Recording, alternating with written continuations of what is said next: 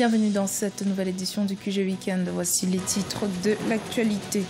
Au Togo, le parti au pouvoir UNIR tient son premier congrès statutaire. Pendant 48 heures, le parti du président Faure Gnassingbé, qui fait actuellement face à la grogne populaire, s'est employé à mettre en place de nouvelles stratégies pour la gouvernance du pays. L'État fédéral nigérian signe un accord de plus d'1 milliard de dollars avec le groupe Dangote et d'autres entreprises. L'accord concerne le développement d'une centrale à gaz dans le sud-est du pays. Et puis en Somalie, l'État du Puntland s'emploie à former les femmes afin de renforcer le savoir-faire des communautés de pêcheurs. Elles sont plus de 70 femmes à suivre une formation dans le cadre du programme commun sur l'emploi des jeunes. Après plus de 5 ans d'activité, le premier congrès statutaire du parti Union pour la République s'est ouvert ce 28 octobre en présence du chef de l'État Faure Gnassingbé.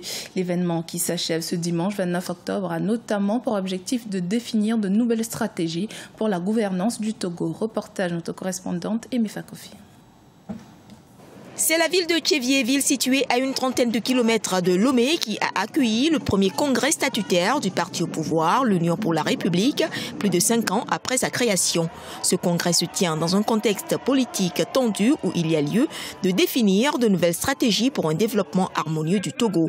Le chef de l'État togolais Faure Gnassingbé, très attendu sur la question, n'est pas resté indifférent à la situation politique que traverse le Togo depuis quelques mois. Les temps que nous vivons ne sont pas faciles. Vous en conviendrez avec moi. Et malheureusement, de plus en plus, avant on pensait qu'on nous disait toujours que tôt ou tard, la vérité finit par triompher. Ceux qui intoxiquent, ceux qui mentent, ont trouvé des alliés dans la technologie. Et on peut transformer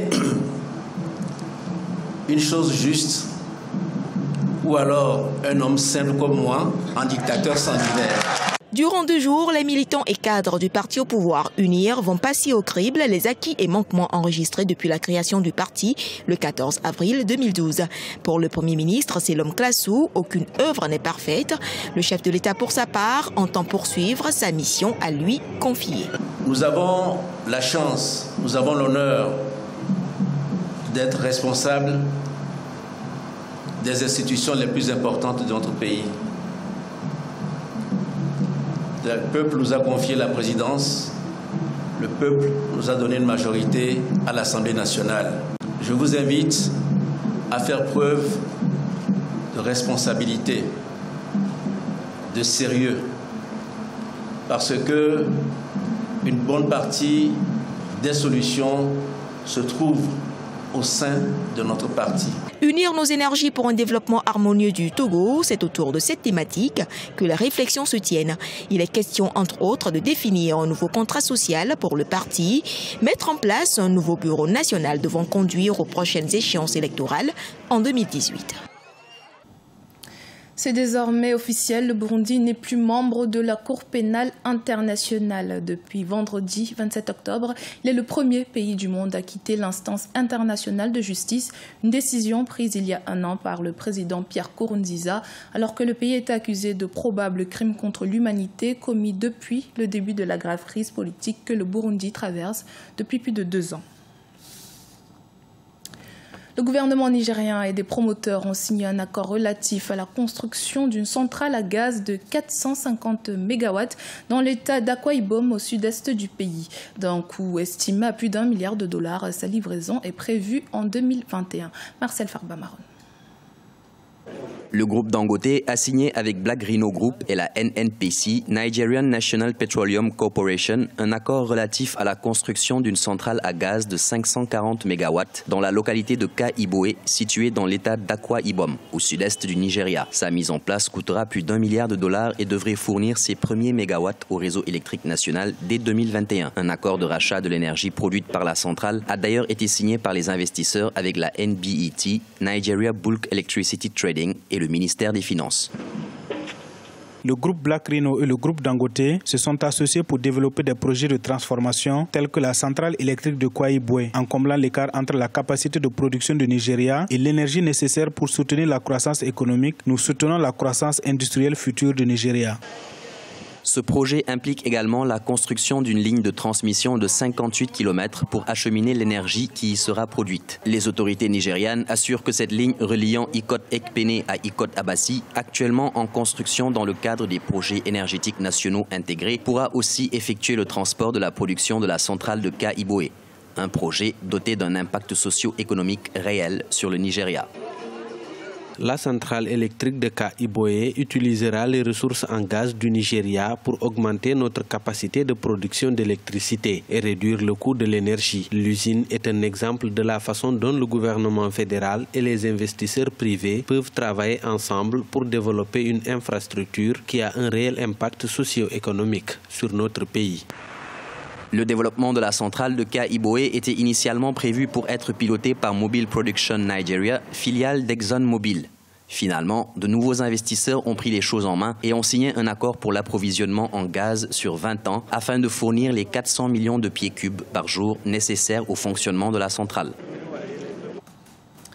En Somalie, plus de 70 femmes suivent une formation dans le cadre du programme commun sur l'emploi des jeunes, un programme mis en œuvre par la FAO et le gouvernement de l'État du Puntland. Les bénéficiaires sont issus des communautés défavorisées et notamment formés à la transformation et à la commercialisation du poisson séché. Ibrahima Djoumaba.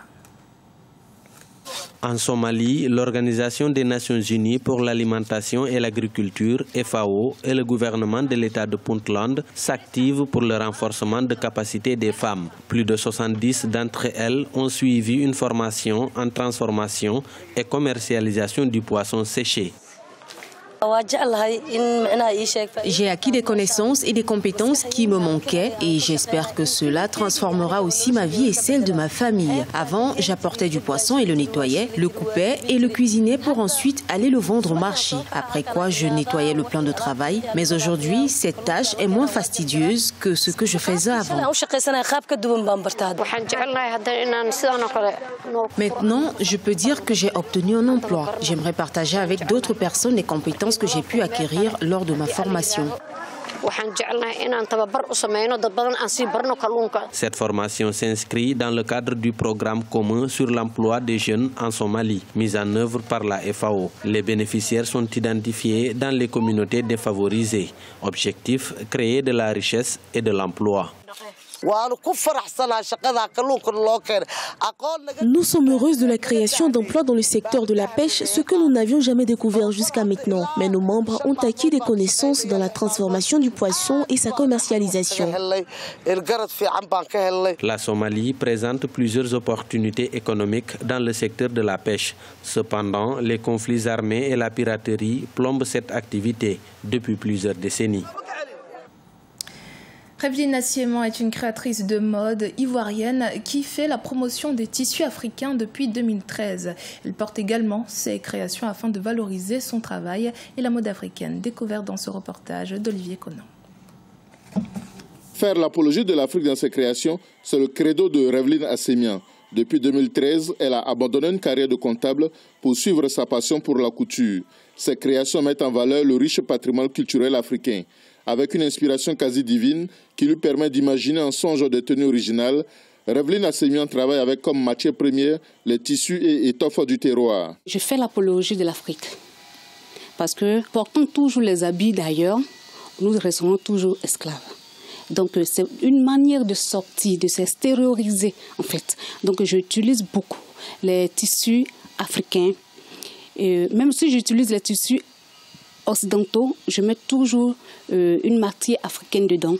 Avec la marque AHFR, Revelyne Assiémant propose des vêtements aux couleurs vivantes. Objectif, satisfaire les clients les plus exigeants par la qualité du travail. J'ai retrouvé un esprit de créativité dans la confection.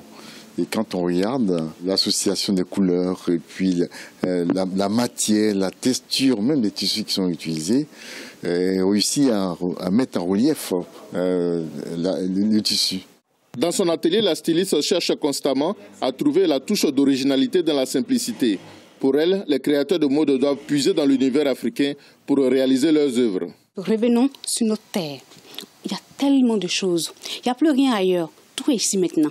Donc les gens quittent pour venir ici investir. Donc pourquoi nous qui sommes ici, on veut aller ailleurs? Mais c'est parce qu'on ne voit pas l'importance, la valeur, les choses immenses, inouïes qu'on a ici. Revelyne Assemian veut conquérir le monde depuis la ville de Yamoussoukro. Elle a la particularité de porter elle-même ses créations pour convaincre les amateurs de belles tenues de son talent au service de la mode africaine. C'était le journal de la rédaction. Merci de votre fidélité. Dans un instant, une nouvelle édition de l'actualité sur Africa 24.